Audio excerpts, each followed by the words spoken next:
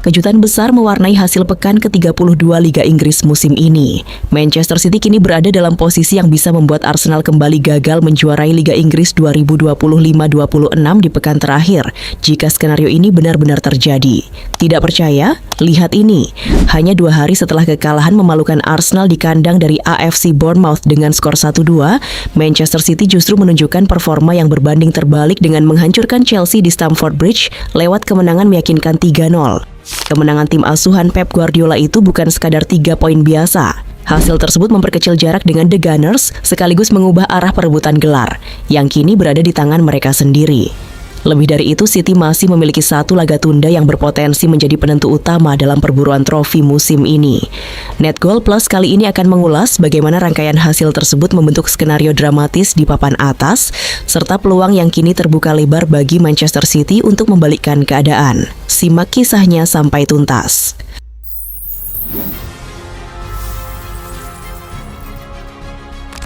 Arsenal harus menelan pil pahit setelah langkah mereka dalam perburuan gelar Premier League dijegal oleh Bournemouth. Meski sebelumnya Arsenal masih unggul 9 poin, posisi mereka sangat rawan karena Manchester City memiliki tabungan 2 pertandingan lebih banyak. Manchester City baru akan memainkan laga pekan ke-32 melawan Chelsea 2 hari setelah kekalahan tersebut, dan mereka juga belum melakoni laga tunda kontra Crystal Palace. Benar saja, kekhawatiran itu menjadi kenyataan ketika Manchester City berhasil mengalahkan Chelsea di Stamford Bridge.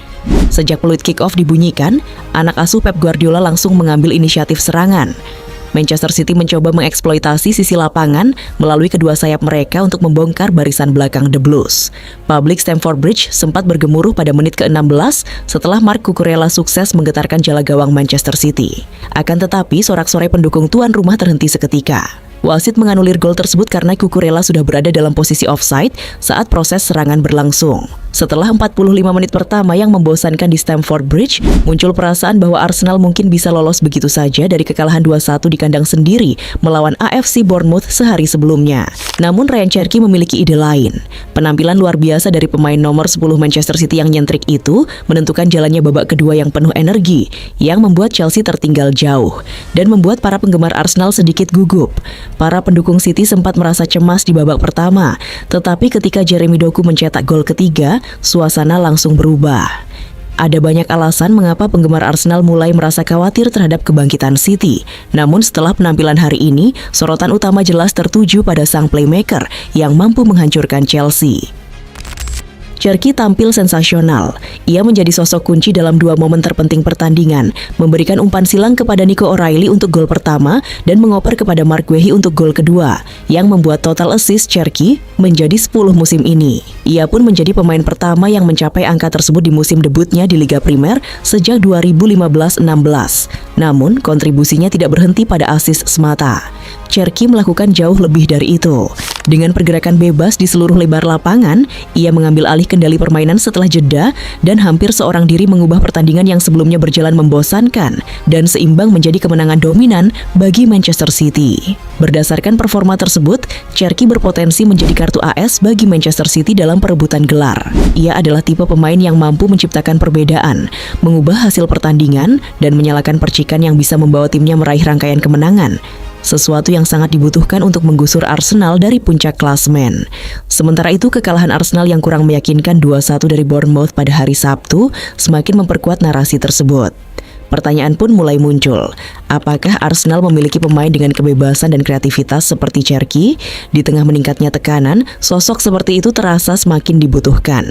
Tak dapat dipungkiri, ini adalah akhir pekan yang sangat krusial dalam perebutan gelar juara. Manchester City berhasil memangkas jarak di puncak klasemen menjadi hanya 3 poin dengan cara yang meyakinkan. Kemenangan mereka di Stamford Bridge terasa kontras dengan kekalahan Arsenal, terutama dari segi performa yang jauh lebih cair dan agresif. Kini hanya 6 poin yang memisahkan 2 tim teratas, dengan selisih gol yang juga sangat tipis. Artinya, jika Manchester City mampu mengalahkan Arsenal pada laga berikutnya dan melanjutkannya dengan kemenangan atas Burnley pada 22 April, mereka berpeluang besar mengambil alih posisi puncak. Terlebih saat ini City terlihat bermain dengan kepercayaan diri tinggi, sementara Arsenal mulai menunjukkan tanda-tanda ketegangan. Yang semakin mengkhawatirkan, Manchester City hanya menelan 1 kekalahan dalam 19 pertandingan Liga Primer terakhir mereka, dengan catatan 12 kemenangan dan 6 hasil imbang. Mereka juga tidak terkalahkan dalam 9 laga terakhir. Di saat yang sama, performa individu pemain pun sedang berada di level terbaik. Seperti O'Reilly yang telah mencetak 6 gol dalam 10 penampilan terakhir di semua kompetisi. Statistik tersebut tentu menjadi alarm bahaya bagi Arsenal. Dalam 5 musim terakhir, tepatnya sejak 2021-22, Manchester City hanya kalah 1 kali dari 43 pertandingan terakhir mereka di fase akhir musim, dengan 32 kemenangan dan 10 hasil imbang. Sebuah konsistensi yang menunjukkan betapa berbahayanya mereka dalam momen penentuan.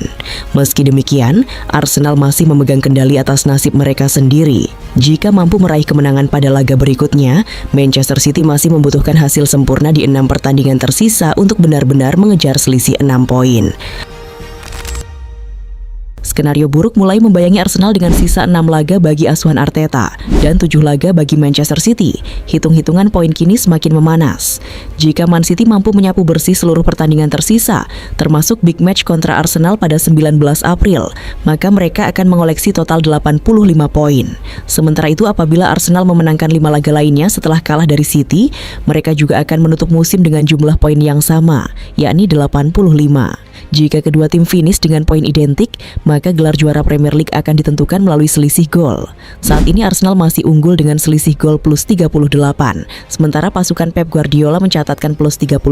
Artinya, Manchester City hanya membutuhkan selisih 2 gol lagi untuk bisa menggusur Arsenal di pekan terakhir. Peluang tersebut sangat terbuka, terutama melihat performa Erling Haaland dan rekan-rekannya yang tengah on fire, dengan catatan 6 gol tanpa kebobolan dalam 2 laga terakhir di semua kompetisi. Di sisi lain, performa Arsenal justru menunjukkan tren penurunan. Dalam 4 pertandingan terakhir di semua kompetisi, lini pertahanan mereka terlihat rapuh setelah kebobolan 6 gol dan hanya mampu mencetak 3 gol balasan. Jika skenario ini benar-benar terjadi, maka Arsenal berpotensi kembali mengakhiri musim sebagai runner-up untuk keempat kalinya secara beruntun.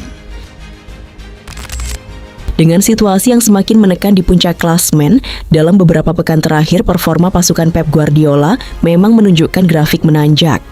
Manchester City sukses menjuarai EFL Cup setelah mengalahkan Arsenal, serta mencatat kemenangan besar atas Liverpool di FA Cup. Konsistensi ini perlahan mengalihkan tekanan ke puncak klasemen.